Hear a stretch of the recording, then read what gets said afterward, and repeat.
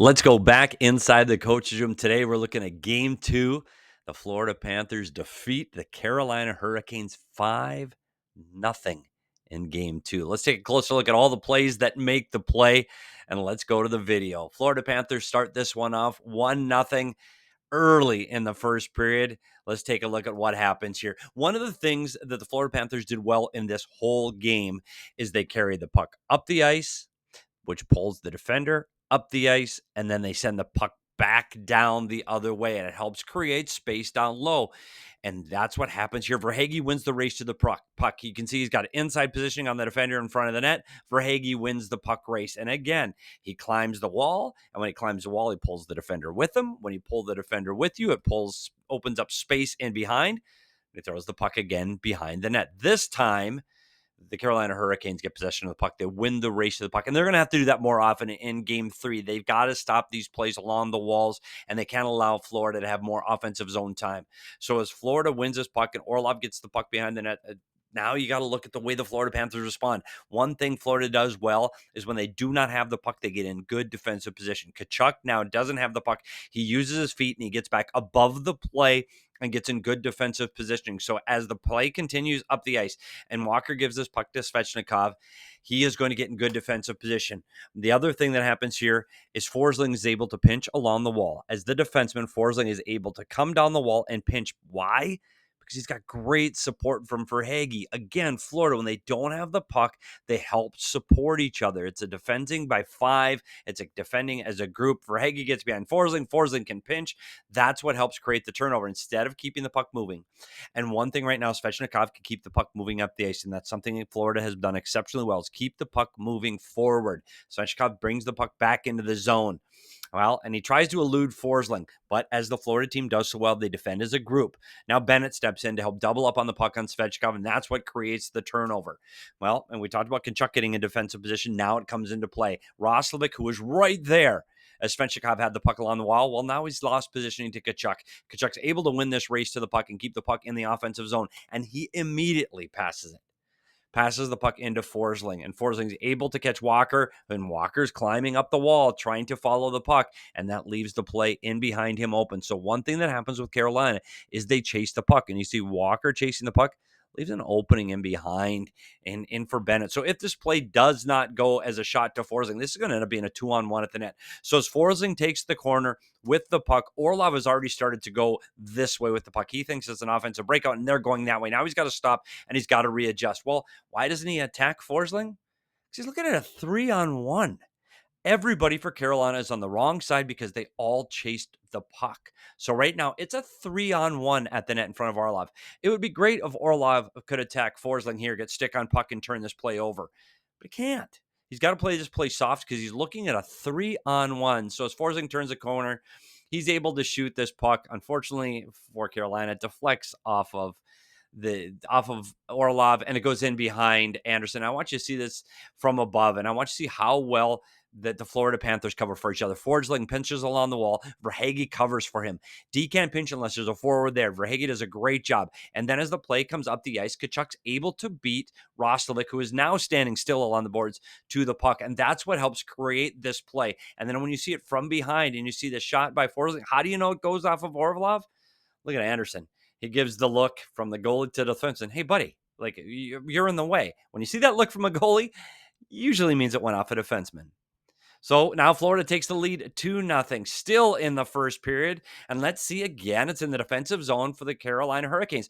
Walker uses the net as a screen. Great job keeping the puck away from Verhaeghe, and he reverses the puck, meaning he gets the puck going back in the other direction, and everything's going to be fine. Except Orlov. Orlov is a defenseman, but he's coming late into the zone. So now he's got to be the centerman. He's got to play the other position that this is the defenseman, this is the defenseman. Now I'm the centerman. And what does the centerman do? The centerman gets low in the zone, so he's available for a breakout pass from his defenseman. Or if the puck turns over, he's in there secondarily as a quick response to defend. But he doesn't do that because he's a defenseman high in the zone. He is up high in the zone thinking this puck is coming this way. And here's what happens. Right now, he's got no support. Svechnikov has the puck in the corner. Can't throw it up the wall because there's no one there. Because Orlov went this way. So he's got Bennett hounding on him quickly, and he can't throw it in behind the other way. Nope, because Verhaeghe's there. So what am I going to do? I can't get the puck here, so I'm going to just have to eat it along the wall and hope I get some support. Well, he gets 2-on-1 in the corner by the Florida Panthers, and he just throws the puck up the wall. He just gets a stick on it, trying to get himself out of danger. So he gets the puck up the wall. And as we said before, we talk about man-on-man coverage. Orlov right now, his man is Verhaeghe. He's got to stay with Verhaeghe. Verhaeghe is his responsibility. You can see the net front. We were here is here. There's your man. Everybody's fine. Orlov's got to stay with Verhaeghe. But as happens with the Carolina Hurricanes, because they are so effective at tracking the puck, he gets stuck tracking the puck. And as he comes up to the puck and Mikkola gets the puck, that leaves Verhaeghe all alone in behind because no one's tracking Verhaeghe. Mikkola, again, quick puck movement, puck movement can break pressure. So he throws the puck in behind the net. And again, it's a 2-on-1 at the net for the Florida Panthers, and there isn't a Carolina Hurricane within sight of the net. So now it's just Verhaeghe and Tkachuk against Walker. Verhaeghe walks out.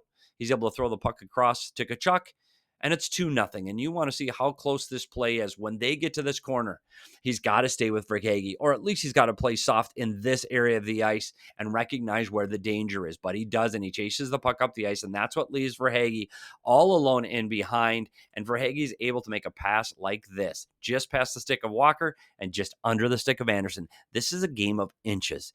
And now Florida's up 2-0. The Panthers make it 3-0. And this time, I want to show this is on the power play.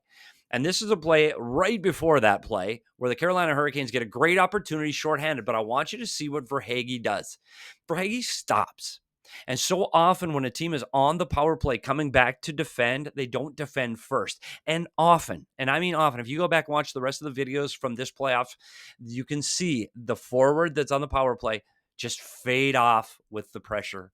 And Verhaeghe would have left this all alone and given a chance. But Verhaeghe, thinking defense first, even on the power play, he stops.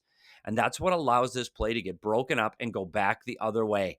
So now Verhaeghe pushes the puck up the ice, and as the puck gets to the blue line, Walker makes a really good play, sliding and diving, stopping this from being a 2-on-1 in front of the net. And now Martinook gets a good stick, and he breaks this play up in behind the goal line. But eventually the Florida Panthers, as they most often do, they get the puck back. And now as Verhaeghe attacks the net, I want you to see this. When you see two players double up, that means two players doing the same job. That means someone on the ice is wide open. That's when it's 5-on-5. This is not a power play.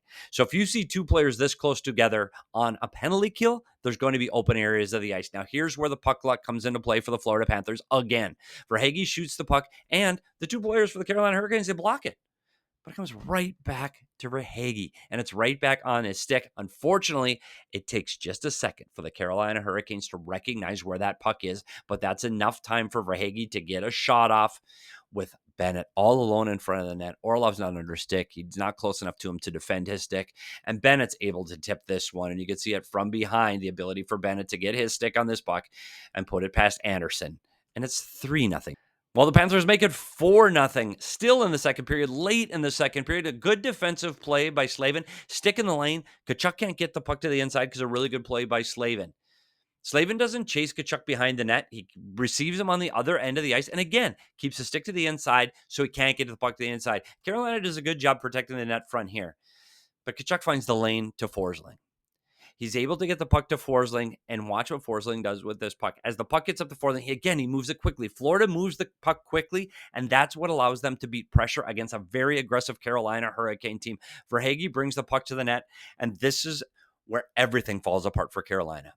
Burns lost his stick in the neutral zone. It broke earlier in this play, so now he doesn't have a stick. So he can't go stick on puck, and he can't defend this from Verhaeghe. He's just got to wait. But as you know, in hockey, you want to give the defenseman your stick. So what does Roslovic do? Roslovic hands his stick to Burns. You can see the height difference here. Obviously, Burns doesn't have the reach that he's used to with Roslovic's stick. But this is where it breaks down for Carolina. As Florida continues to work the puck around the outside, now there's confusion. Roslovic doesn't want to be down low without a stick, and you shouldn't be. You want to have the guys down lower in the zone, this area of the ice, to have a stick so they can block passes, they can defend shots, and they're much more effective defending than the guys up top. So you want to have the guy down low with a stick. So he's hollering to his forward up top, hey, we got to switch. Now look at the confusion. Do I give him my stick? Do I give him my stick? Do I switch? What do I do? This holds Carolina up. Well, what are we doing? Well, they finally decide, I'm going to go out high, Hall, you go down low. So now we think we got it ironed out. Everything's ironed out.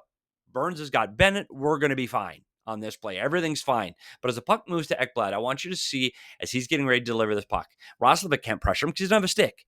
So he can't get stick on puck. So Ekblad can take all the time he wants to make a play here. So Ekblad throws the puck to the net. And now I want you to watch what happens. This is what happens, and this is one of the drawbacks of a man-on-man defense that the Carolina Hurricanes have used all season long.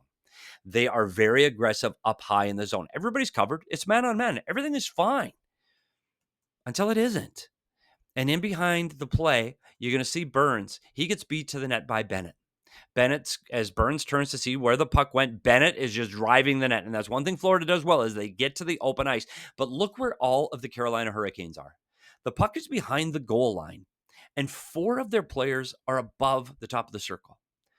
So it's hard to defend when everybody's up that high in the ice. And Florida has done an outstanding job of drawing Carolina to the top, bringing their players to the top, which brings the defenders to the top, and then drive to the net, which creates those 2-on-1s. We've already seen it in this game, these 2-on-1s down low. Now, Hall, he's not a defenseman. Hall's in front of the net. You have Hall in front of the net. You have 2 defensemen up high in the zone, and you have Hall in front of the net. Again, another drawback of man-on-man when you end up with this player in front of the net defending. And Hall chases Verhaeghe. A defenseman, as we just saw earlier in their play, Slavin, used the front of the net to get back to Tkachuk. Hall chases Verhaeghe behind the net. And again, what does that do? Well, that leaves this area of the ice wide open. And now Bennett wins the race. Verhaeghe gets the pass back to Bennett. And this one's 4-0 for Florida. And you can see, again, I want you to watch as this play goes up high, and you can see where Burns is on the man-on-man up high. He has got Bennett up high. He's just got to drive with him. He's just got to turn and be available. Hall can't go behind the net. He's got to go in front of the net. And then this pass that gets across the crease is phenomenal, again, by Verhaeghe, and it's 4-0. The 5-0 goal, again on the power play, late in the game. People are defending differently. It's 4-0 with 6 minutes to go.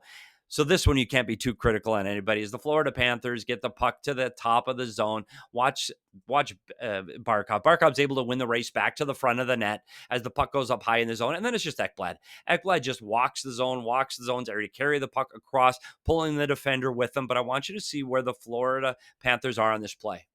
Usually you've got a guy in the bumper spot and you play one up high. They've got 2 guys up high. 2 guys up high. And they're spread out all over the zone. What does that do? When you spread out like that on the power play, you force the Carolina Hurricanes to spread out as well. And that's what gives all of this room to the inside. That's what allows Ekblad to deliver the puck to the net. That's what allows Barkov to get a stick on it. And when you see this tip, this puck is clearly going wide. And Barkov's able to take this puck that just misses the defenseman's stick. It's going wide, but Barkov, great hand-eye coordination, tips this by Anderson and makes this one 5-0 for the Florida Panthers. The Florida Panthers dominated in all 3 zones in Game 2, but we're heading back to Game 3. Things can change in Game 3. Carolina can get back on track. They just have to do the things that they do well. They need to defend better. They've got to do a better job in front of their goaltender from the blue paint to the hash marks, and they're going to have to deliver more pucks on net. They've got to be able to spread out the Florida Panthers in the Florida Panthers defensive zone, get shots on net, and then get to the blue paint, something that they really struggled to do to get tip screens and second chance opportunities in Game 2. They have to do that in Game 3. The Florida Panthers, it's just keep playing Panther hockey. Be quick to pucks, but most importantly, think defense first. And they defend as a group of 5. They're above the puck all the time, and they did not give the Carolina Hurricanes any hope offensively in this entire game. And when they did break down, Bobrovsky was there to get the 17-save shutout. Well, make sure you subscribe to Inside the Coach's Room, because I'm going to be here breaking down all of these goals in all of these games as the Stanley Cup Finals approach. And as always, I'm Petey, and we'll see you at the rink.